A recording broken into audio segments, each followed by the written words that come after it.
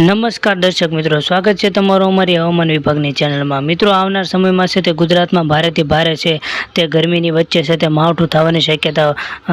અંબાલાલ પટેલ દ્વારા વ્યક્ત કરવામાં આવી છે। જી હા મિત્રો, આવનાર સમયમાં ગુજરાતમાં છે તે ભારેથી ભારે કહેર એટલે કે વાવાઝોડાનો છે તે ખતરો છે તે વર્તાઈ શકે છે તેવી અંબાલાલ પટેલની સૌથી મોટી છે તે આગાહી વ્યક્ત કરવામાં આવી છે। અંબાલાલ પટેલ દ્વારા જણાવવામાં આવ્યું છે કે વાવાઝોડું છે તે દક્ષિણ એટલે કે અરબી સમુદ્રની અંદર છે તે ધીરે ધીરે સાયક્લોન સર્ક્યુલેશનના કારણે છે તે વાવાઝોડું છે તે ધીરે ધીરે આગળ વધી રહ્યું છે, એટલે કે પશ્ચિમના પવનો છે તે ધીરે ધીરે આગળ વધી રહ્યા છે અને એની અંદર છે મિત્રો વાવાઝોડાના મોટું સ્વરૂપ છે તે ધારણ કરી રહ્યું છે અને આ વાવાઝોડું ધીરે ધીરે છે મિત્રો તે આગળ વધી રહ્યું છે અને ગુજરાત સાથે ટકરાવવાની શક્યતા છે પણ અંબાલાલ પટેલ દ્વારા વ્યક્ત કરવામાં આવી છે। જ્યાં મિત્રો અંબાલાલ પટેલ દ્વારા જણાવવામાં આવ્યું છે કે આગામી તારીખ એટલે કે 14, 15 ને 16 અને તારીખ 17, 18 ને 19 એટલે કે 20 તારીખ સુધીની છે તે મોટી અને સૌથી ભારે છે તે આગાહી વ્યક્ત કરવામાં આવી છે। અંબાલાલ પટેલ દ્વારા મિત્રો જણાવવામાં આવ્યું છે કે ગુજરાતમાં છે તે હવે કાળઝાળ ગરમીમાં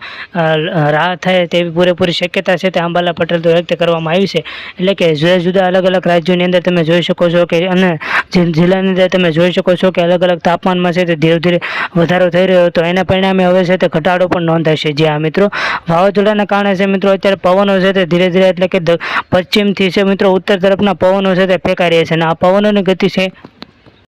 જી હા મિત્રો, અને તમે મિત્રો અત્યારે તમે જોઈ શકો છો કે દક્ષિણના પવનો છે મિત્રો વરસાદ લાવવા માટે ખૂબ જ મહત્વના હોય છે। જી હા મિત્રો, વરસાદ લાવવા માટે આપણને એક અસર પણ જોવા મળે છે કે અત્યારે ભારે પવનો ફેંકાઈ રહ્યા છે અને વરસાદ લાવવા માટે મિત્રો છે તે પશ્ચિમના પવનો છે તે મહત્વના હોય છે અને સામાન્ય રીતે મિત્રો છે ચોમાસું છે તે દક્ષિણ બાજુથી શરૂ થતું હોય એટલે કે કેરળ બાજુથી શરૂ થતું હોય છે અને ધીરે ધીરે છે તે ગુજરાત તરફ આવતું હોય છે, પરંતુ મિત્રો આ પશ્ચિમના પવનો છે એટલે કે સીધું જ મિત્રો છે વાવાઝોડું છે તે ગુજરાતના સાથે ટકરાઈ શકે તેવી આશંકા છે તે અંબાલાલ પટેલ દ્વારા વ્યક્ત કરવામાં આવી છે। આ મિત્રો વાવાઝોડું છે તે સીધું ગુજરાતની અંદર ટકરાશે અને આશરે લગભગ છે ગુજરાતથી 350 કિલોમીટર દૂર છે એટલું એનું અંતર છે તે નિર્ધારિત કરવામાં આવ્યું છે અને ધીરે ધીરે છે તે પોતાના ગતિ સાથે છે તે આગળ વધી રહ્યું છે અને ભારે પવનો પણ ફેંકાઈ શકે છે અને આગામી સમયમાં ગુજરાતમાં છે તે ભારે કરા સાથે પણ વરસાદ સાથે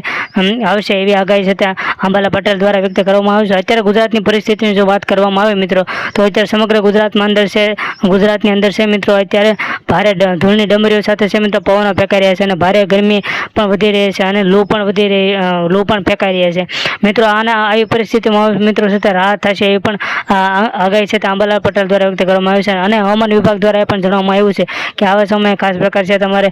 પાણી પીવાનું વધારે પડતું રાખવું જોઈશે અને ખાવામાં પણ છે તમારે અમુક પ્રકારની છે તે છૂટછાટ મળશે નહીં, કારણ કે આવા સમય છે તમારે જરૂર પૂરતું તે ભોજન ખોરાક છે તે ગ્રહણ કરવો પડશે અને તમારે કપડામાં પણ છે તે સુતરાઉ કપડાં અવશ્યપણે પહેરવા જોઈએ। જી હા મિત્રો, આવી મોટી છે તે ભારેથી ભારે આગાહી છે તે અંબાલાલ પટેલ દ્વારા કરવામાં આવી છે। મિત્રો ફરીવાર જો એક વાવાઝોડા ઉપર એક નજર નાખીએ તો મિત્રો વાવાઝોડું છે પોતાની ગતિ સાથે ધીરે ધીરે આગળ વધી રહ્યું છે અને તે પોતાની 80 થી 90 કિલોમીટરના ઝડપે છે મિત્રો અત્યારે પવનો ફેંકાઈ રહ્યા છે અને તે ધીરે ધીરે છે મિત્રો આગળ વધી રહ્યું છે અને તે ગુજરાત સાથે ટકરાશે એટલે ગુજરાતના જે દરિયા કિનારો છે પોરબંદર છે, વેરાવળ છે, જુનાગઢ છે તેમજ ભાવનગર છે અને દ્વારકા છે ત્યાં અત્યારે તમે જોઈ શકો છો કે દરિયાની અંદર જે મોટાથી ભારે છે તે મોજા ઉછળી રહ્યા છે, એટલે કે મિત્રો આશરે છે તે 2 થી 3 ઇંચ છે તે મોજા ઉછળી રહ્યા છે અને ધીરે ધીરે છે તે સુનામી જેવી એટલે કે સૌથી વધારે મોજા ઉછળી રહ્યા છે, એના કારણે છે મિત્રો ભારે વરસાદ અને ભારે આગાહીની શક્યતા પણ છે તે અંબાલાલ પટેલ દ્વારા પરેશ ગોસ્વામી દ્વારા છે તે વ્યક્ત કરવામાં આવી છે। અને મિત્રો એક દ્રષ્ટિએ પણ જોઈએ કે ગુજરાતના સરકાર દ્વારા છે તે દરિયાઈ ખેડૂતો માટે પણ ખાસ પ્રકારની સૂચના આપી દેવામાં આવી છે કે આવા સમયે છે તે ખેડૂતોએ સપોઝ દરિયો ન ખેડવા જવા બાબતે પણ સરકાર દ્વારા સૂચના આપવામાં આવી છે અને જે લોકો છે દરિયા કિનારા અંદર રહે છે તે લોકોને છે તે દરિયાથી ખસેડવા માટે સરકાર દ્વારા છે તે એનડીઆરએફની ટીમ પણ છે તે તૈનાત કરી દેવામાં આવી છે અને મિત્રો આગામી સમયમાં છે તે મોટી જાનહાનિ ન થાય તે માટે સરકાર દ્વારા છે તે ખાસ પ્રકારના જે સૂચનાઓ અને પગલાઓનો છે મિત્રો આપણે સૂચપણ અને સમયસર છે મિત્રો આપણે એનું પાલન કરવાનું રહેશે। અને મિત્રો જો ચોમાસાની વાત કરવામાં આવે તો આવનાર ચોમાસું છે એટલે કે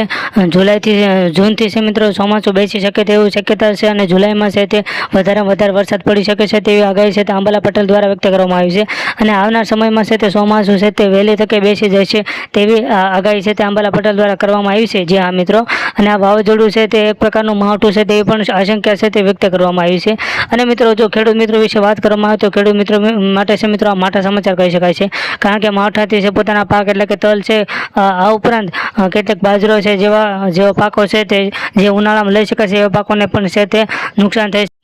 મિત્રો હજી સુધી જો તમે અમારી યુટ્યુબ ચેનલ લાઈક શેર અથવા સબસ્ક્રાઇબ નથી કરી તો મિત્રો તમે અત્યારે તમારી યુટ્યુબ ચેનલ લાઈક શેર અને સબસ્ક્રાઇબ કરી બેલ આઇકન જરૂર દબાવી દેજો કે જેથી હવામાન વિભાગની માહિતી સૌથી પહેલાં તમને મળે.